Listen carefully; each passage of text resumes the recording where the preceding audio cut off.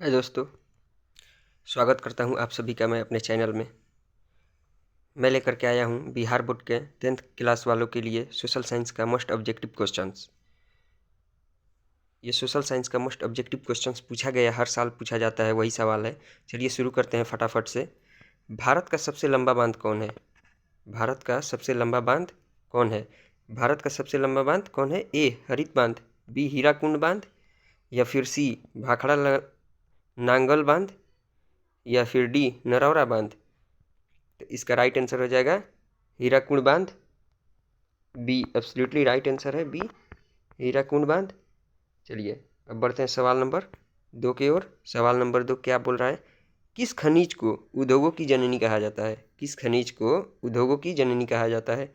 ए सोना, बी तांबा, सी लोहा, या फिर डी मैग्नीज को। तो इसका राइट आंसर हो जाएगा सी, एब्सोल्युटली राइट आंसर है सी। लोहा को हम लोग उद्योगों की जननी कहते हैं, खनिज है एक उद्योगों की जननी लोहा को बोला जाता है। चलिए बढ़ते हैं सवाल नंबर 3 की ओर। सवाल नंबर 3 क्या पूछ रहा है? सवाल नंबर 3 पूछ रहा है कि गंडक परियोजना कहाँ स्थित है? गंडक परियोजना कहाँ है? इसमें सवाल में पूछा है कि गंडक परियोजना कहाँ है। तो लिखा है ए बेतिया में, बी वाल्मीकि नगर में, सी मोतिहारी में, या फिर डी छपरा में। तो इसका राइट आंसर हो जाएगा बी, एब्सोल्युटली राइट आंसर हो जाएगा बी, वाल्मीकि नगर में है। गंडक परियोजना वाल्मीकि नगर में है। चलिए अब आगे बढ़ते हैं। सवाल नंबर 4, सर्वोत्तम कोयले का प्रकार कौन सा है? सर्वोत्तम कोयले का प्रकार कौन सा है? ए एंथ्रासाइट, बी पीट, सी लिग्नाइट, या फिर डी बिटुमिनस। इसका राइट आंसर हो जाएगा ए एंथ्रासाइट। इसका राइट आंसर हो जाएगा ए एंथ्रासाइट कोयले का सर्वोत्तम प्रकार है। चलिए निम्न राज्यों में से 5 नंबर सवाल पूछ रहा है, निम्न राज्यों में से किसमें सर्वाधिक वन क्षेत्र हैं? ए मध्य प्रदेश, बी उत्तर प्रदेश, सी कर्नाटक, या फिर डी केरल। तो इसका राइट आंसर हो जाएगा ए मध्य प्रदेश। इसका right answer absolutely right answer है ए मध्य प्रदेश में वन सर्वाधिक क्षेत्र है। चलिए बढ़ते हैं सवाल नंबर 6 की ओर। सवाल नंबर 6 क्या पूछ रहा है? कहलगांव तपीय विद्युत परियोजना किस जिले में है? कहलगांव तपीय विद्युत परियोजना किस जिले में है? ए भागलपुर, बी मुंगेर जिला में, सी बांका जिला में, या फिर डी मुजफ्फरपुर जिला में। तो इसका एब्सोल्युटली राइट आंसर है ए भागलपुर जिला में तपीय विद्युत परियोजना है। चलिए अब 7 नंबर सवाल क्या पूछ रहा है? सूखे के लिए उत्तरदायी कारक क्या है? सूखे के लिए उत्तरदायी कारक क्या है? ए वर्षा की कमी, बी भूकंप, सी बाढ़, डी ज्वालामुखी की क्रिया। तो इसका राइट आंसर हो जाएगा ए वर्षा की कमी। बारिश नहीं होती है तो सुखाड़ हो जाता है, खेत खलिहान सूख जाते हैं। बारिश नहीं होगी तो जाहिर सी बात है फसल नहीं होगा। तो इसका राइट आंसर हो गया ए वर्षा की कमी। चलिए बढ़ते हैं सवाल नंबर 8 की ओर। सवाल नंबर 8 क्या पूछ रहा है? बिहार में कौन सा बाढ़ प्रवण क्षेत्र है? बिहार में कौन सा बाढ़ प्रवण क्षेत्र है? ए पूर्वी बिहार, बी पश्चिमी बिहार, सी उत्तरी बिहार, या फिर डी दक्षिण बिहार। तो इसका राइट आंसर हो जाएगा सी उत्तर बिहार बाढ़ प्रवण क्षेत्र है। सी एब्सोल्युटली राइट आंसर है इसका सी। चलिए बढ़ते हैं सवाल नंबर 9 की ओर। सवाल नंबर 9 क्या पूछ रहा है? सवाल नंबर 9 पूछ रहा है निम्नांकित में संचार सेवाओं का अंग कौन है? निम्नांकित में संचार सेवाओं का अंग कौन है? मतलब दूर की लोगों से कौन चीज़ से आप बात कर सकते हैं बहुत जल्दी। तो इसमें पूछ रहा है ए समाचार, बी टेलीविज़न, सी टेलीफोन, या डी इनमें से सभी। तो इसका राइट आंसर हो जाएगा सी टेलीफोन। सी एब्सोल्युटली राइट आंसर है।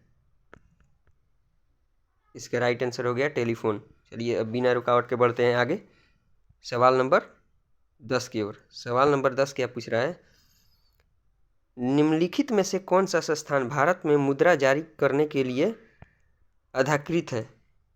A state bank of India, B reserve bank of India, C सांसद या डी राष्ट्रपति? तो इसका राइट आंसर हो जाएगा B reserve bank of India.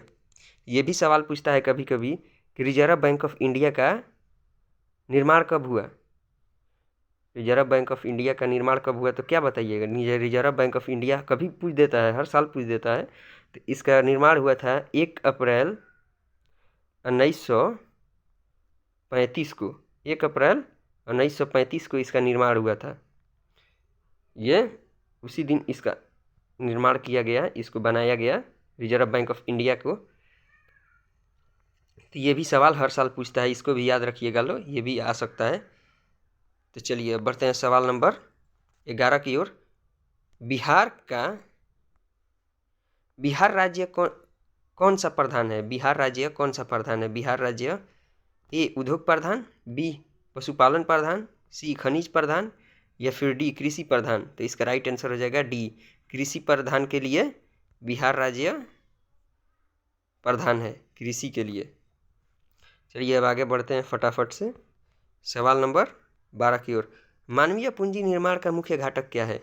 ए स्वास्थ्य सेवा, बी आवास सेवा, सी शिक्षा एवं प्रशिक्षण या डी इनमें से सभी? तो इसका राइट आंसर हो जाएगा शिक्षा एवं प्रशिक्षण। तो इसका राइट आंसर हो गया सी प्रशिक्षण, शिक्षा एवं प्रशिक्षण। चलिए बढ़ते हैं सवाल नंबर 13 की ओर। सवाल नंबर 13 क्या पूछ रहा है? वैश्वीकरण का क्या अर्थ है? वैश्वीकरण का क्या अर्थ है? ए आयात पर नियंत्रण, बी निर्यात पर नियंत्रण, सी विश्व अर्थव्यवस्था के समन्वय या फिर डी इनमें से कोई नहीं? तो इसका राइट आंसर हो जाएगा विश्व अर्थव्यवस्था से समन्वय, सी इसका एब्सोल्युटली राइट आंसर है। चलिए अब बढ़ते हैं सवाल नंबर 14 की ओर। सवाल नंबर 14 क्या पूछ रहा है? अर्थव्यवस्था के किस क्षेत्र से हरित क्रांति संबंधित है? ए प्राथमिकी क्षेत्र, बी द्वितीयक क्षेत्र, सी तृतीयक क्षेत्र या फिर डी इनमें से कोई नहीं? तो इसका राइट आंसर हो जाएगा डी इनमें से कोई नहीं।